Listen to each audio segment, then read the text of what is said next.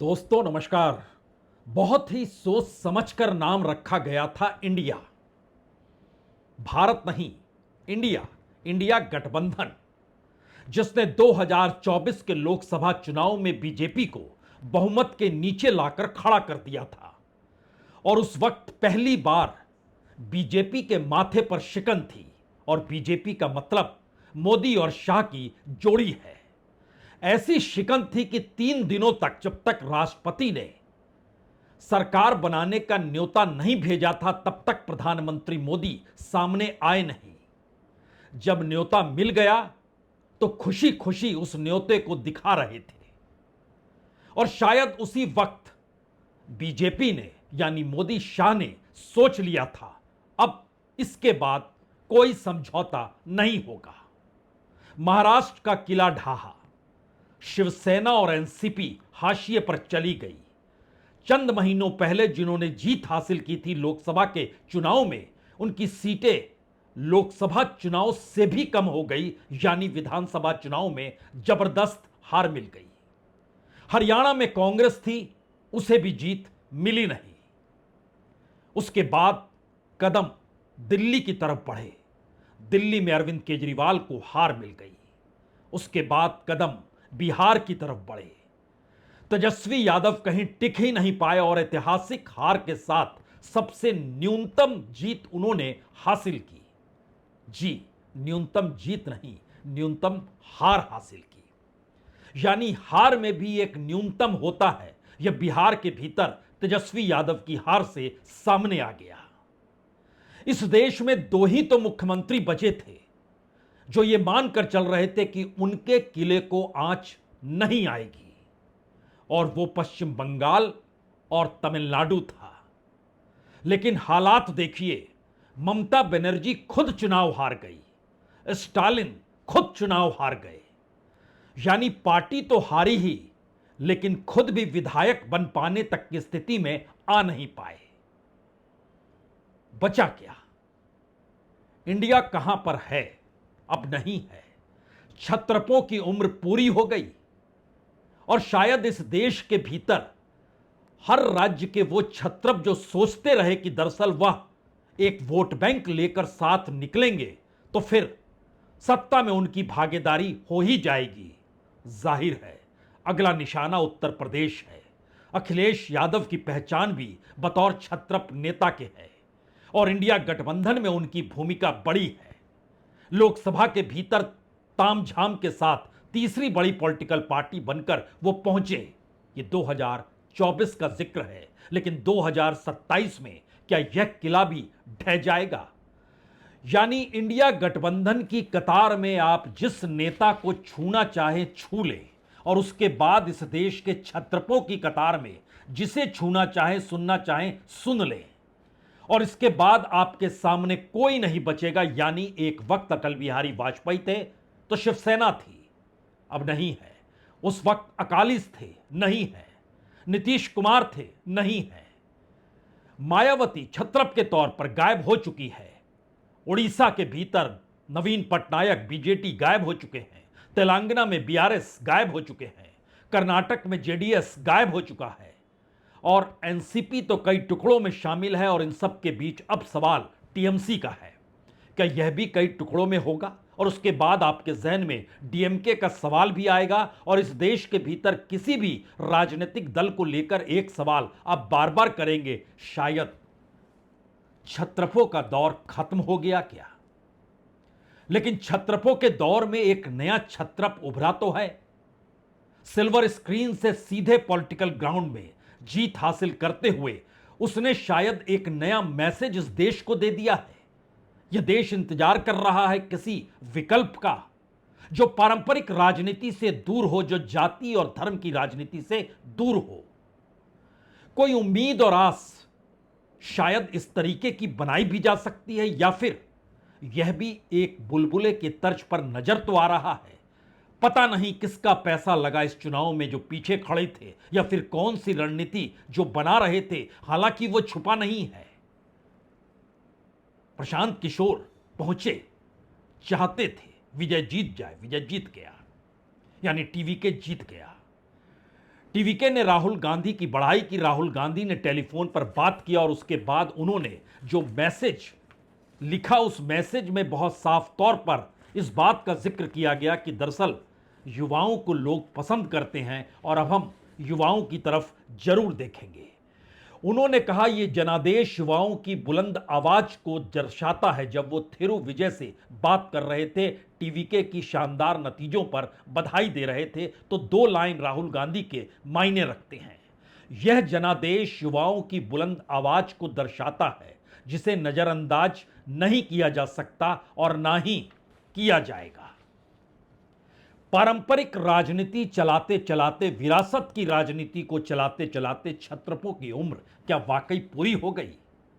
इस बात की शुरुआत आज कहां से की जाए? इस बात को लेकर क्या कहें कोई छत्रप कह रहा है उसके 100 सीटों को लूट लिया गया, या फिर बात आज प्रधानमंत्री से की जाए? प्रधानमंत्री यानी बीजेपी और बीजेपी का लहराता हुआ अपना झंडा, भगवा रंग में समाये हुई परिस्थितियों के बीच दिल्ली में बीजेपी का हेडक्वार्टर, और शायद यह भी पहली बार मौका होगा किसी राज्य में चुनाव हुए और देश के प्रधानमंत्री ने चुनाव आयोग को बधाई दी। नौकरशाही जो मौजूद थी ऑब्जर्वर के तौर पर, उसको बधाई दी। जो अर्धसैनिक बल मौजूद थे उनको बधाई दी। तो आज बात यहीं से शुरू करते हैं, तब समझ में आएगा कि दरअसल इंडिया खत्म तो नहीं हो गया। मैं आज चुनाव आयोग को,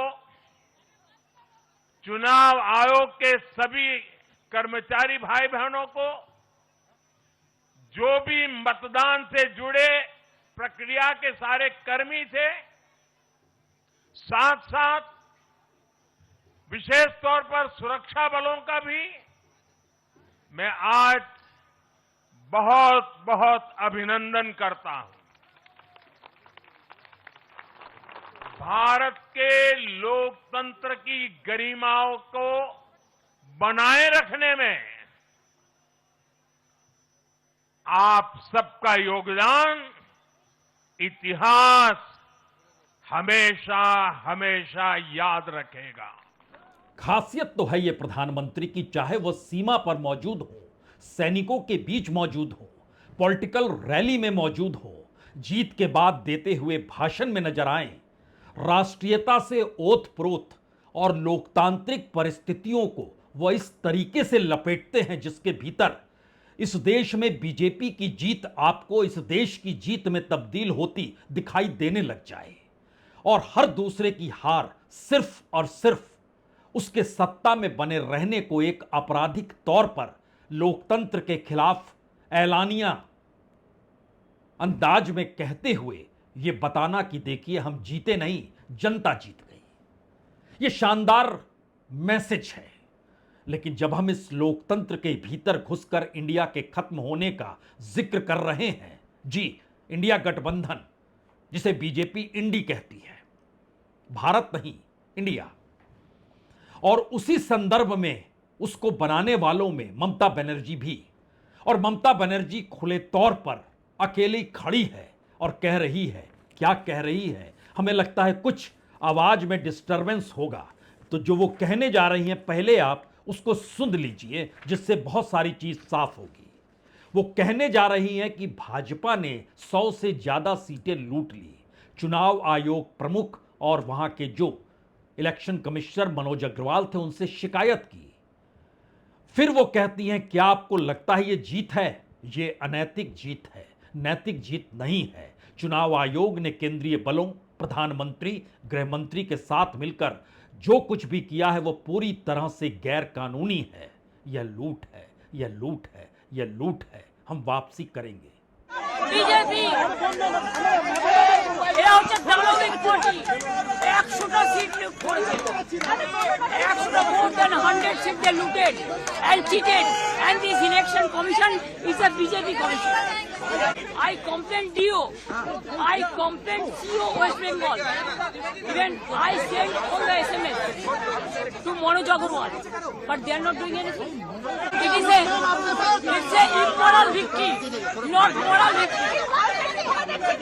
Immorally, whatever election commission has done,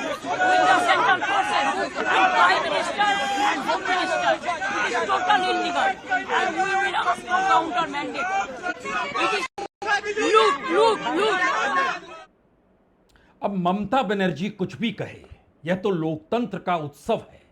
इसीलिए तो पूरी दुनिया में पहचान भारत की दुनिया के सबसे बड़े लोकतांत्रिक देश की है।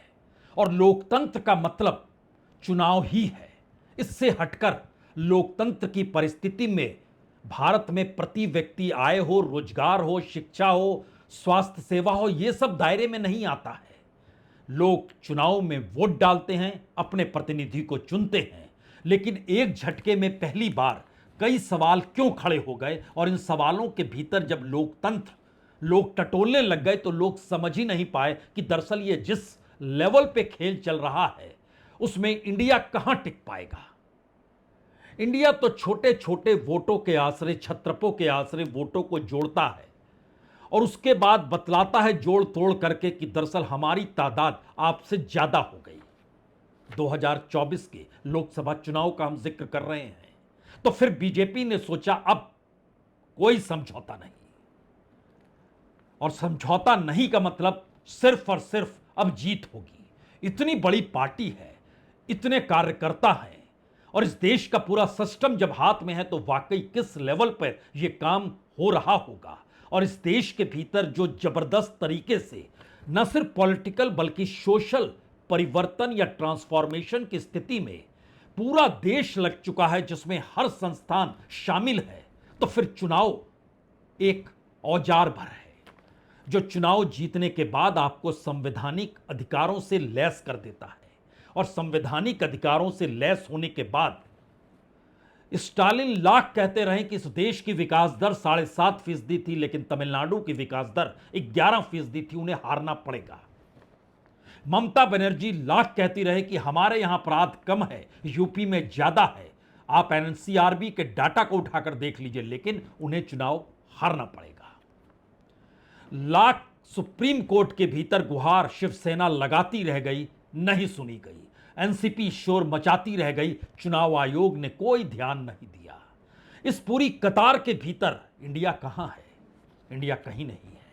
और अब शायद यहीं से सवाल नया शुरू हो सकता है, क्योंकि एक नए सिल्वर स्क्रीन के नायक की पॉलिटिकल नायक के तौर पर उत्पत्ति तमिलनाडु में हुई है, विजय। यानी विजय का जिक्र आते ही आपके जहन में यह सवाल उठ सकता है, यह गजब की राजनीति है, ना कोई आंदोलन, ना कोई संघर्ष, ना कोई पॉलिटिकल मूवमेंट, बावजूद इसके एक झटके में तमिलनाडु में सबसे बड़ी पार्टी ही नहीं बल्कि अब मुख्यमंत्री बनने के रास्ते पर जनता ने उन्हें लाकर खड़ा कर दिया। टीवी के 2 फरवरी 2024 में बनी थी। अंबेडकर, पेरियार, कामराज के हक में वो बोल रहे थे, लगातार बोल रहे थे। और पहली बार लोगों ने तब जाना जब 27 सितंबर 2025 को करूर में उनकी सभा में स्टैंपेड हो गया। बहुत सारे लोगों की मौत हो गई, बहुत सारे घायल हो गए। और उसके बाद फिर से तब जाना जब उनके खिलाफ केस खुल गया और वो केस को लेकर दिल्ली उन्हें आना पड़ा। तब लोगों को पता चला, अच्छा ये सिल्वर स्क्रीन के नायक अब पॉलिटिकल वे में काम करेंगे। यानी जो द्रविड़ राजनीति के भीतर बीजेपी कहीं घुस नहीं पाई, इतने बड़े संगठन के बावजूद भी उसकी एंट्री हो नहीं पा रही थी, कांग्रेस नहीं घुस पाई, वहां पर टीवी के और चुनाव में एक झटके में वो सबसे बड़े नायक के तौर पर जब उभर कर आए तो तमिलनाडु के भीतर किसी को एमजीआर याद आने लगे, कोई स्क्रिप्ट राइटर के तौर पर एक वक्त करुणानिधि को भी याद करने लगा, कोई जयललिता को भी याद करने लगा। लेकिन सिल्वर स्क्रीन पर जो पहचान विजय ने बनाई उसमें वो न्याय करते हैं। इसीलिए उन्होंने तमिलागा विक्ट्री कजागम नाम जो दिया टीवी के, और उन्होंने अपना चुनाव चिन्ह भी सीटी रखा कि मैं सीटी बजाऊंगा करप्शन के खिलाफ। ये सवाल बड़े हुए, लेकिन उनका अंदाज आज उस जीत का था जो इस लोकतंत्र में इंडिया के खत्म होने के बाद सीटी बजाते हुए छाती पर तमगे टांग देता है कि अब अगला मुख्यमंत्री आप देख लीजिए।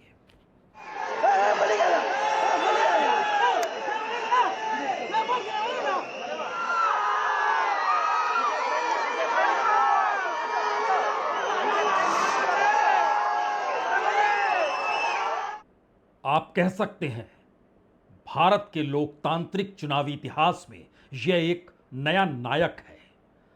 असम गण परिषद जब बनी तो सबसे युवा तबका जो कॉलेज में संघर्ष कर रहा था वो निकल कर आया, चुनाव जीता, मुख्यमंत्री बने। उसके बाद दिल्ली में राजनीतिक प्रयोग भ्रष्टाचार के खिलाफ हुआ, पॉलिटिकल पार्टी बनाई, जीत मिली, मुख्यमंत्री बने। लेकिन ना तो कोई महंत को अब याद कर रहा है और ना ही इन सब के बीच ना आपको केजरीवाल याद आएंगे। पंजाब के मुख्यमंत्री मान हैं और इस देश में एक झारखंड है जहां पर हेमंत सोरेन है।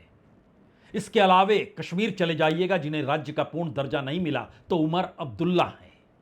इसके बाद आप पूरे देश को टटोलते टटोलते चले जाएंगे तो हो सकता है आपके जहन में अच्छा केरल में कौन होगा मुख्यमंत्री। कर्नाटक में तो हमने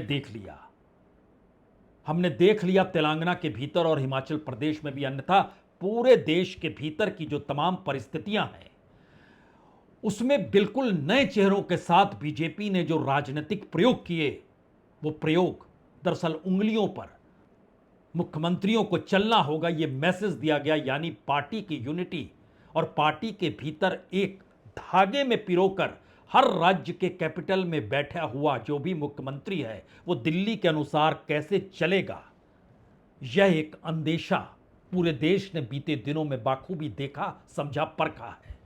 तो क्या ये देश एक ऐसी पॉलिटिक्स की दिशा में बढ़ रहा है जहां या तो एक तरफ प्रधानमंत्री नरेंद्र मोदी होंगे और दूसरी तरफ विपक्ष के नेता राहुल गांधी होंगे, एक तरफ बीजेपी होगी, दूसरी तरफ कांग्रेस होगी, या फिर कांग्रेस सिर्फ डेमोक्रेटिक सेटअप भर के लिए रहेगी, क्योंकि डेमोक्रेटिक सेटअप को बनाए रखने वाले जो इंस्टीट्यूशंस हैं वह तो इस वक्त बीजेपी के अगर पास हैं, और जो विपक्ष और इंडिया लगातार आरोप गढ़ता रहा, लगाता रहा, चुनाव भी लड़ता रहा, फिर भी हारता रहा, फिर भी खड़ा रहा, तो उसने लेजिटिमाइज कर दिया। ईवीएम पर उंगली उठी थी, विपक्ष नहीं समझ पाया, शोर मचाता रहा, सुप्रीम कोर्ट गया, समझ गया कुछ नहीं होगा, तो उसने चुनाव लड़के उसको लेजिटिमाइज कर दिया। एसआईआर का सवाल उठा, फिर वही सुप्रीम कोर्ट, फिर वही चुनाव आयोग, लेकिन मैदान में कूदे चुनाव लड़ने के लिए, लेजिटिमाइज कर दिया। इलेक्शन कमीशन और चीफ इलेक्शन कमिश्नर को लेकर पॉलिटिकल नारे बंगाल की सड़कों पर कैसे गूंजते चले गए, लेकिन चुनाव लड़ेंगे, चुनाव लड़े और लेजिटिमाइज कर दिया इलेक्शन कमीशन को भी। तो आप चुनाव लड़कर हारे हैं, चुनाव लड़कर विजय जीता है टीवीके का, चुनाव लड़कर केरल के भीतर कांग्रेस जीती है, चुनाव लड़कर पश्चिम बंगाल के भीतर बीजेपी जीती है। अंतर क्या है? क्या अंतर सिर्फ इतना है जहां पर बीजेपी प्लेयर नहीं है वहां पर कोई दूसरा जीत जाए तो फिर मानकर चलिए इस प्लेयर की एंट्री केरल में हो चुकी है। ठीक वैसे ही जैसे एक वक्त बंगाल में हुई थी, ठीक वैसे ही जो 3-4% वोट मिले थे, 2-3 सीट जब बंगाल में मिली थी, तो उसके 10 सालों के बाद परिस्थिति में इस वक्त ममता बनर्जी बाहर है, वामपंथियों को कोई पूछने वाला नहीं है, कांग्रेस का अता पता नहीं है और बीजेपी सत्ता में है। तो क्या ये केरल की एंट्री इस चुनाव में हो गई? और तमिलनाडु के भीतर दक्षिण भारत में कांग्रेस मजबूती के साथ खड़ी है, एक नए चेहरा सामने आ गया है जिसे राहुल गांधी बधाई भी दे रहे हैं। लेकिन जिस दिन प्लेयर के तौर पर दिल्ली खड़ी हो जाएगी, उसके बाद कौन किस लोकतंत्र का जिक्र करते हुए यह ऐलान करेगा कि दरअसल हमारी अपनी गवर्नेंस के तौर तरीके अच्छे हैं, कोई मायने नहीं रखते हैं। ये 1 कंट्री 1 इलेक्शन वाला दौर नहीं है, ये उसके आगे की परिस्थिति वाला दौर है, जिसको समझ पाए तो समझे। और विपक्ष के पास इस समय ऐसा कोई विजन नहीं है जहां पर वह खुद को खड़ा कर पाए, इस अंदेशे के साथ कि इस देश के भीतर का नागरिक भी सोचने लग जाए इंडिया कैसा होना चाहिए। भारत नहीं, इंडिया गठबंधन। और अगर आप इंडिया का जिक्र भी आप करना चाहते हैं तो कर लीजिए, क्योंकि एक हकीकत तो इस देश ने देख ली है। बीते 15 सालों में ममता बनर्जी ने पश्चिम बंगाल में क्या बनाया, क्या खड़ा किया। 15 सालों की यात्रा में आप कुछ याद कर सकते हैं किसी इंस्टीट्यूशन को लेकर? नहीं कर सकते हैं। नीतीश कुमार ने बिहार में 2 दशकों तक सत्ता संभाली, लेकिन बिहार को क्या दिया, क्या आप याद कर सकते हैं? नहीं कर सकते हैं। शिवराज सिंह चौहान 2 दशकों तक मध्य प्रदेश की सत्ता में रहे, क्या आप याद कर सकते हैं? नहीं याद कर सकते हैं।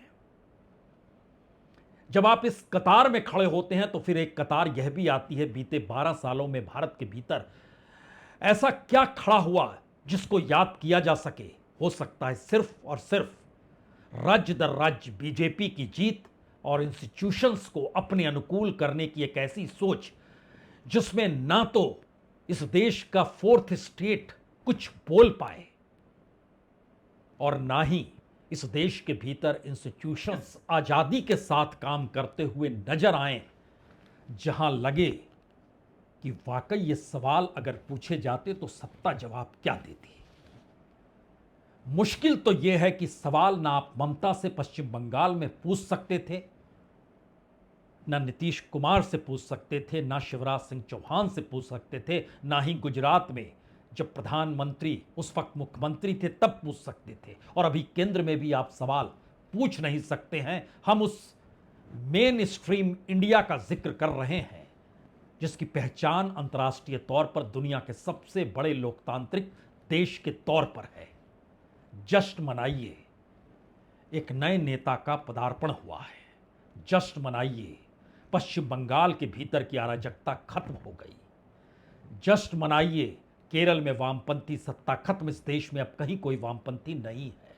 जश्न मनाइए, कांग्रेस को 4था राज्य मिल गया है। जश्न मनाइए, प्रधानमंत्री इस देश के बधाई दे रहे हैं अर्धसैनिक बलों से लेकर चुनाव आयोग के अधिकारियों तक को। और जश्न मनाइए, इस देश में जनता वहीं टकटकी लगाकर खड़ी होकर सोच रही है उसका वोट इस बार काम कर गया या फिर उसका वोट इस बार काम नहीं किया। बहुत बहुत शुक्रिया, बहुत बहुत शुक्रिया।